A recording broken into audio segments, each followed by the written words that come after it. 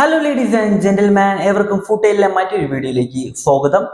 Barca Chelsea മത്സരം champions ലീഗിൽ എതിരില്ലാത്ത 3 ഗോളുകൾക്ക് ബാഴ്സയെ ചെൽസി പരാജയപ്പെടുത്തി അവരുടെ ഹോം ഗ്രൗണ്ടിൽ. അപ്പോൾ ഈ ഒരു മത്സരത്തെ കുറിച്ചാണ് നമ്മൾ നോക്കാൻ പോകുന്നത്. ഗോൾ അടിച്ചതും അസിസ്റ്റ് നൽകിയതും എല്ലാം ആരൊക്കെയാണെന്നൊക്കെ നിങ്ങൾക്ക് അറിയായിരിക്കും. നമ്മൾ അതിനെക്കുറിച്ചല്ല സംസാരിക്കാൻ പോകുന്നത്, മറ്റ് ചില കാര്യങ്ങൾ സംസാരിക്കും. ആദ്യമേ തന്നെ ചെൽസിക്ക് ഒരു 2 വണ്ടിയിൽ ആളുണ്ട്, 2 ബസ്സിൽ കൊണ്ടുപോകാനുള്ള ആള് ചെൽസിക്കുണ്ട്. ബാഴ്സയെ സംബന്ധിച്ച് ഒരു ബസ്സിൽ കയറ്റാൻ കൂടെ ആളില്ല. അതായത് ആ സ്ക്വാഡിന് ഒരു സ്ട്രെങ്തേ ഇല്ല. ആകെ ഒരു 10-18 അതിനെ തന്നെ അങ്ങോട്ടും ഇങ്ങോട്ട് മാറ്റി മാറ്റി കളിപ്പിക്കുകയാണ് ഹാൻസി ഫ്ലിക്ക്. അവസ്ഥയാണ്, എന്ത് ചെയ്യാനാണ്, വേറെ ഒരു വഴിയില്ല. അപ്പോൾ നോക്കുകയാണെങ്കിൽ ലെവൻഡോസ്കി അദ്ദേഹം ഒരു സെന്റർ ഫോർവേഡാണ്. അപ്പോൾ അദ്ദേഹത്തിന് പകരം ആരെ കളിപ്പിക്കും? ഫെറാനെ കളിപ്പിക്കണം, ഫെറാൻ ടോറസിനെ. ഇത് രണ്ടുപേരും കളിക്കുവാണെന്നേ, ഒരേ സമയം രണ്ടുപേരും കളിക്കുക. കാരണം അവസ്ഥ അല്ലാതെ എന്താ പറയാ. ഇപ്പോൾ റൈറ്റ് വിങ്ങറിനെ മാറ്റി കഴിഞ്ഞ ഒരു റൈറ്റ് വിങ്ങറിനെ ഇറക്കി കഴിഞ്ഞാൽ ലെഫ്റ്റിൽ കളിക്കാൻ ആളില്ല.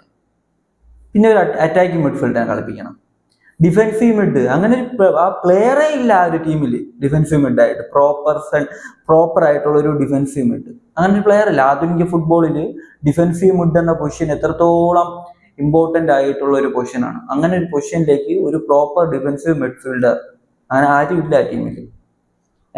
അതായത് സെന്റർ ബാക്ക് ആയിട്ടും ലെഫ്റ്റ് ബാക്ക് ആയിട്ടും റൈറ്റ് ബാക്ക് ആയിട്ടും കളിക്കുന്ന പ്ലെയറിനെ ഡിഫെൻസീവ് മിഡിൽ കളിപ്പിക്കണം. ഇപ്പോഴത്തെ സാഹചര്യത്തിൽ ഡിഫൻസിൽ ഒരു 2-3 ഇഞ്ചുറി കൂടെ പറ്റിക്കഴിഞ്ഞാൽ വെടിക്കെട്ട് തീർന്ന്, അത്ര തന്നെ ആ രീതിയിലാണ് ഇരിക്കുന്നത്. ഈ ഒരു മാച്ചിലേക്ക് വരുമ്പോൾ ചാമ്പ്യൻസ് ലീഗിൽ വേറെയും കുറെ മാച്ചസ് ഒക്കെ ഉണ്ട്. അപ്പൊ അതിനെക്കുറിച്ച് അതൊന്നും ഞാൻ കണ്ടിട്ടില്ല. ഈ ഒരു മാച്ചാണ് ഞാൻ കണ്ടത്. അപ്പൊ ഇതിനെക്കുറിച്ച് മാത്രമാണ് ഞാൻ സംസാരിക്കുന്നത്. അപ്പൊ ഈ ഒരു മാച്ചിൽ ആകെ കൂടി വർക്കായത് ബാഴ്സയുടെ ഓഫ് സൈഡ് ട്രാപ്പാണ്. കുറേ ഓഫ് സൈഡ് ട്രാപ്പ് ബാഴ്സ നല്ല രീതിയിൽ സെറ്റ് ചെയ്തു, അത് വർക്കായി.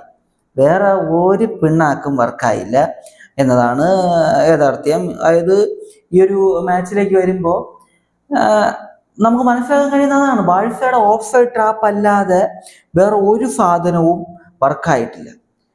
വേറെ ഒരു ബാഴ്സയുടെ ഒരു ടാക്ടിക്കൽ മൂവും ഈ ഒരു മാച്ചിൽ വർക്കേ ആയിട്ടില്ല. 6 തവണ ബാഴ്സ ചെൽസി താരങ്ങളെ ഈ ഒരു മാച്ച് ഓഫ് സൈഡിലാക്കി. ചെൽസി ആണെങ്കിൽ തിരിച്ചൊരു തവണ ബാഴ്സ താരത്തെ ഓഫ് സൈഡ് ആക്കിയിട്ടുണ്ട്. 6 ഓഫ് സൈഡ് ഉള്ളത് കൊണ്ട് മാത്രം രക്ഷപ്പെട്ടു. ഗോൾ അടിക്കുക ഓഫ് സൈഡ്, ഗോൾ അടിക്കുക ഓഫ് സൈഡ്, ആ രീതിയിലേക്ക് കാര്യങ്ങൾ എത്തിയിട്ടുണ്ട്. 3 ഗോൾ വാങ്ങി തോറ്റു.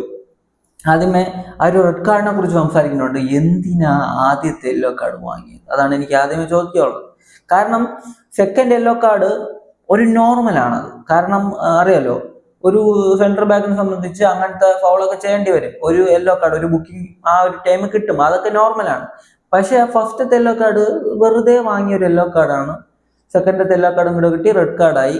ഓൾറെഡി 11 പേരെ വെച്ചിട്ട് ആ ഒരു ചെൽസിയുടെ ഫിസിക്കും ചെൽസിയുടെ ആ ഒരു ഹൈ റേഞ്ച് ഗെയിമും അതൊന്നും പിടിച്ചു നിൽക്കാൻ പറ്റുന്നില്ല ബാഴ്സയ്ക്ക്. അതിനിടയ്ക്കാണ് അതേ ഒരു ഗോളിന് പുറകിലാണ്. അപ്പോൾ ആ ഒരു സാഹചര്യത്തിലാണ് ഒരു റെഡ് കാർഡും കൂടെ വരുന്നത്. പിന്നെ ശുഭമായി, സെക്കൻഡ് ഹാഫിൽ 2 കൂടെ വാങ്ങി. ഫസ്റ്റ് ഹാഫിൽ അതൊരു ആ ഒരു ഗോള് സെക്കൻഡ് ഹാഫിൽ ബാഴ്സയ്ക്ക് തിരിച്ചടിക്കാന്നുള്ളായിരുന്നു. ബാഴ്സ ഒരു 11 പേരെ വെച്ച് കളിച്ചിരുന്നെങ്കിൽ ബാഴ്സ തോക്കും, അത് വേറെ കാര്യം. കാരണം ഈ മാച്ചിലെ ഫസ്റ്റ് ഹാഫിലെ കളി കണ്ടപ്പോൾ എനിക്ക് മനസ്സിലായി, അപ്പോൾ കളി തോറ്റാലും ഒരു ഗോളെങ്കിലും തിരിച്ചടിക്കാൻ ബാഴ്സയ്ക്ക് പറ്റുമായിരുന്നു, അത്രേ എനിക്ക് പറയാനുള്ളൂ. അപ്പോൾ ആ ഒരു റേഞ്ചിലാണ് കാര്യങ്ങൾ പോയിക്കൊണ്ടിരിക്കുന്നത്. പിന്നെ നിങ്ങൾ മനസ്സിലാക്കേണ്ട ഒരു കാര്യം, മെസ്സി, നെയ്മർ, റൊണാൾഡോ ഇവരെ പോലെ അല്ല യമാൽ. ഇവരെയൊക്കെ നമുക്ക് കേന്ദ്രീകരിച്ച് കളിപ്പിക്കാൻ പറ്റും. അവരെ കേന്ദ്രീകരിച്ച് പ്ലാൻ തയ്യാറാക്കി അവരെ മാത്രം വെച്ച് കളിപ്പിക്കാൻ പറ്റും. റയൽ ചെയ്തിട്ടുണ്ട്, ബാഴ്സ ചെയ്തിട്ടുണ്ട്, അതുപോലെ തന്നെ PFC ചെയ്തിട്ടുണ്ട്. ഇവരെല്ലാം ചെയ്തിട്ടുള്ളൊരു കാര്യമാണിത്. പക്ഷെ പ്രശ്നം എന്താണെന്ന് വെച്ച് കഴിഞ്ഞാൽ, യമാലിന് 18 വയസ്സാണ്. അപ്പോൾ 18 വയസ്സുള്ള ഒരു പ്ലെയറിനെ ഫോക്കസ് ചെയ്ത് ഒരു ടീമിനെ മൊത്തത്തിൽ ബിൽഡ് ചെയ്തെടുക്കുക എന്ന് പറയുന്നത് മണ്ടത്തരമാണ്, മണ്ടത്തരം. അതാണ് കറന്റ് ബാഴ്സ ചെയ്തുകൊണ്ടിരിക്കുന്നത്. കാരണം ബാഴ്സയ്ക്ക് വേറെ ഓപ്ഷൻസ് ഇല്ല. അറിയാലോ, കഴിഞ്ഞ സീസണിലെ പോലെ ലെവൻഡോസ്കി ഫോമിലല്ല, റാഫിഞ്ഞയ്ക്ക് ഇഞ്ചുറിയാണ്. മാത്രമല്ല മൊത്തം സിസ്റ്റവും ഒരു പ്ലെയറിനെ കേന്ദ്രീകരിക്കാനായിട്ട് അവിടെ വേറെ പ്ലെയേഴ്സ് ഇല്ല. അപ്പോൾ ഇതൊക്കെയാണ് ബാഴ്സയെ വലയ്ക്കുന്ന ഒരു കാര്യം. അപ്പോൾ യമാലിനെ കേന്ദ്രീകരിക്കേണ്ടി വരുന്നു. 18 വയസ്സായ യമാലിനെ സംബന്ധിച്ച്, യമാൽ ഇപ്പോൾ നല്ല കളിച്ചിട്ടുണ്ടെങ്കിൽ ആ മാച്ച് ബാഴ്സ ജയിക്കും. യമാൽ മോശമായിട്ട് കളിച്ചു കഴിഞ്ഞാൽ കാരണം യമാലിന്റെ പൊസിഷനിൽ യമാലിന്റെ തന്നെ നാഷണൽ ടീമിലെ ആ ഒരു സഹ പ്ലെയർ ആയിട്ടുള്ള കുർക്കുറേലയാണ് ഉള്ളത്. അറിയാലോ, ഒരു ആവറേജ് പ്ലെയർ വിചാരിച്ചു കഴിഞ്ഞാൽ 18 വയസ്സായിട്ടുള്ള യമാലിനെ തടയാൻ പറ്റും. കുക്കുറേലെ പോലെ ഒരു വേൾഡ് ക്ലാസ് സാധനം ഉണ്ടെങ്കിൽ പിന്നെ എന്ത് പേടിക്കാനാണ്?